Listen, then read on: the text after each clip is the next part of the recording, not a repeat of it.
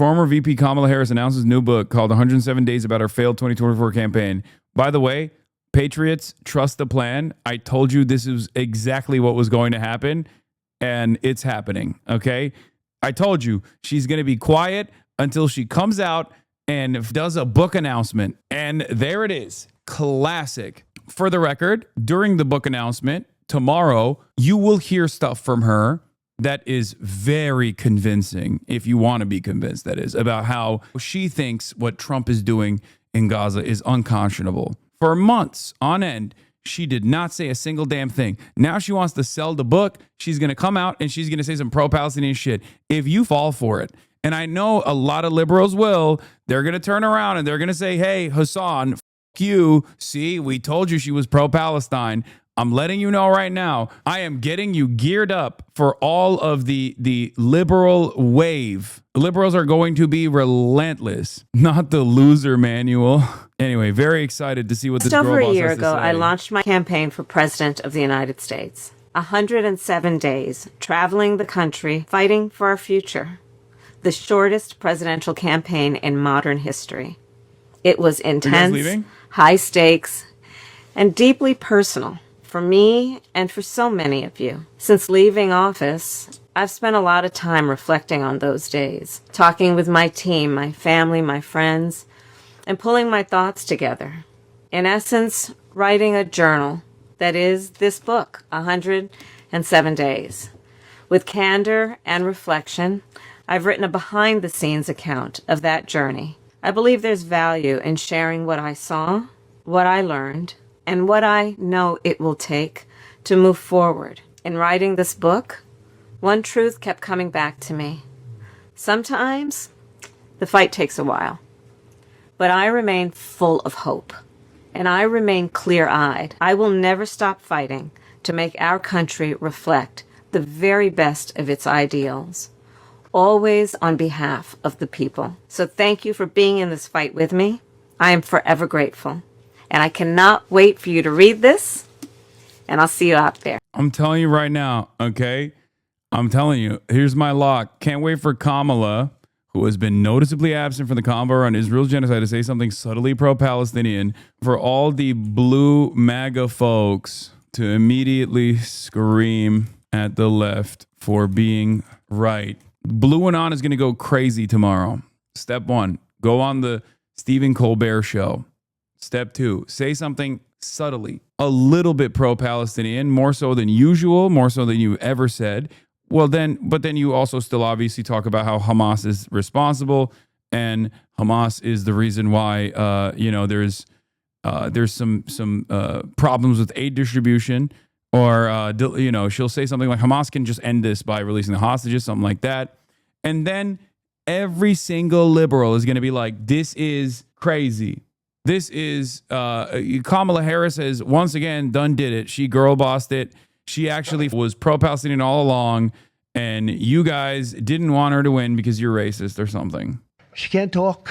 She can't do an interview. Nobody knew who Kamala was. Nobody knew her last name, Harris. I thought she was a terrible candidate. Look, don't forget, she didn't really get the nomination. I mean, that whole nomination was strange. Talking about presidential physical... I can't stand the five. I hate them. If this is true, Hasanabi a Fed? No. I've been locking this from the jump. Abundance failed to win over the Atlanta aunties. Do you think this will work, bringing that liberal core base? I don't know. I think there's a lot of love for some of the most loyal blue and on Fedayeen. So I think maybe. I think they'll be annoying. People will yell at them, and then they'll say, oh, you're racist, and there'll be more infighting. That's what I think. I think you're too harsh on liberals. We'll see. I was a total liberal at the start of the elections. Now I can't believe I was doubting you and griding her. I mean, you're in here. You're not the annoying pests that are going to be in here tomorrow when I'm reviewing the Kamala Harris interview. I hope I'm wrong. I'm just so cynical. I don't personally believe that liberals have a tendency to learn their lesson. Like, this is, I think, marginal. The people who think Kamala Harris is the rightful president of the United States are not happy about the prospect of a Harris 2028 run. Girl, you won the 2024 presidential election. Should have fought for it. A 2028 run, we don't want the old guard.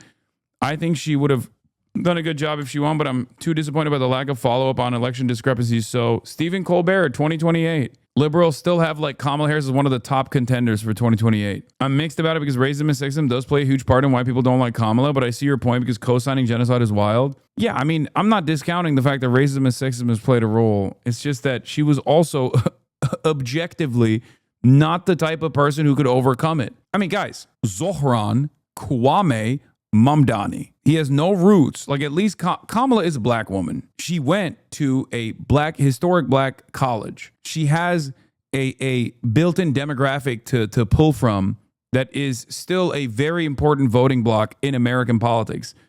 Zohran is Muslim in the city where 9/11 happened. And on top of that was anti-Israel. The reason why I'm mentioning that, but not a woman, of course.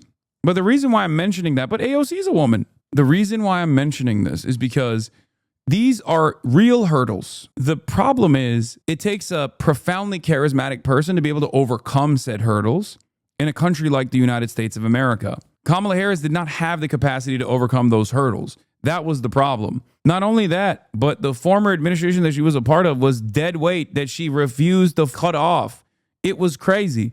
It was a spectacular L. It was an L fest, L after L. You can't win if you're literally saying, I'm going to be just like Joe Biden, perhaps the least popular president at that point, and also go against some of the key policies that Joe Biden ran on and won on, like being pro-immigration. Look where the immigration polls are at now.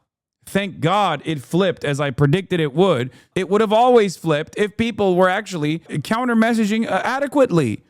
As I said, Kamala should do, that she did not. Bro, she didn't listen to you? Yeah, she said, I'm speaking instead of that. I had so many things to say about that book. What I'm saying is, I saw the book come out this morning, and she, first of all, and then she drops this TikTok.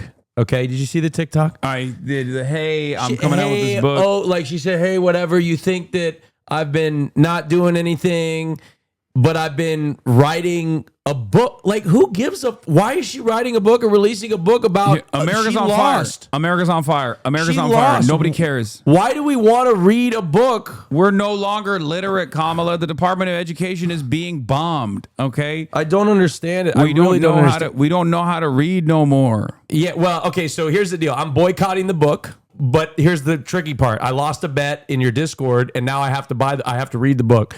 So I have to steal the book in order. I don't know how to do this ethically, but I have to figure out reading. No, I haven't read. I swear to God, I haven't read a book in 15 years. But I'm reading the book. I'm reading the book, and I'm gonna do a book report on the book. But to be honest, I'm actually looking forward to it because I'm a hate read it. Like, instead of hate watching, I'm a hate read it. You don't even know how to read, bro. I do know how to read. It's been a long time. Austin said gay people are illiterate, though. It's true.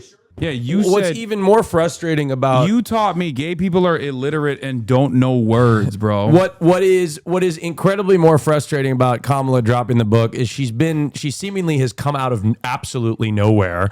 And instead of commenting on the horrific things that are happening around the world and in this country, she comes out and she drops a book where she's going to now go on a press tour, just promoting her book. Yeah. Instead of, like, what do you mean meeting? She says in her TikTok she's meeting with who? With world leader. Who? What are you meeting about? My speculation. Are you ready for this? Yeah. My suspicion is she's going to come out on Stephen Colbert tonight while we're on the pod. And she's going to say like some wishy-washy, like, oh, what was going on in Gaza is so sad. We really need to make sure that there's food being delivered into Gaza. And then she's going to, of course, say like, but obviously it's Hamas. And also they need to release the hostages. And then and she's going to drop one I told you so, at least. And I think then the crowd's going to cheer. And I think that, yes, the crowd is going to cheer predictably. Yeah. And no, she's not going to drop the I told you so. Colbert is going to say I told you so. Then she's going to sit silent and go, and then she's going to laugh. Yeah. She's going to do the laugh, and everybody's going to clap and cheer. And then, and then, tomorrow you are going to see a mountain of like Kamala defenders come crawling out of the woodworks. Because for months we've been like, where's Kamala? Why hasn't she said anything? If she was supposed to be this like savior of the Palestinians, she never communicated that during the campaign. Yeah. And every single liberal is going to be up my ass being like, see, you said Kamala wouldn't be different than Trump on this issue, but she is. She told you so. She said so on the Colbert late night show. And then they're going to be like, this is why you should have voted for Kamala extra hard. You should have illegally voted for Kamala Harris. You tanked her campaign. That's what they're going to say. The left tanked her campaign for Palestine, and she clearly would have been different if she was president. I think that's what's going to happen. People are already going crazy in the comment section, asking her to run for president in 2028, which I have a prediction.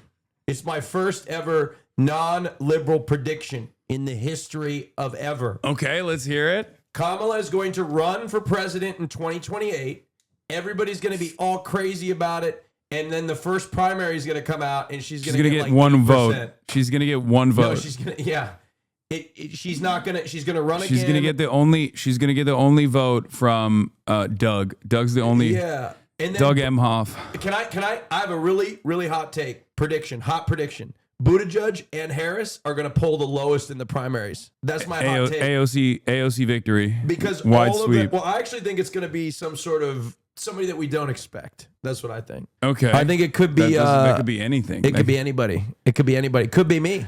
Right? I'll take your word on it, gay man. They said, Yeah. okay. Well, all right. Well, on that note, everybody, we're going to end it here. Okay. Love you guys.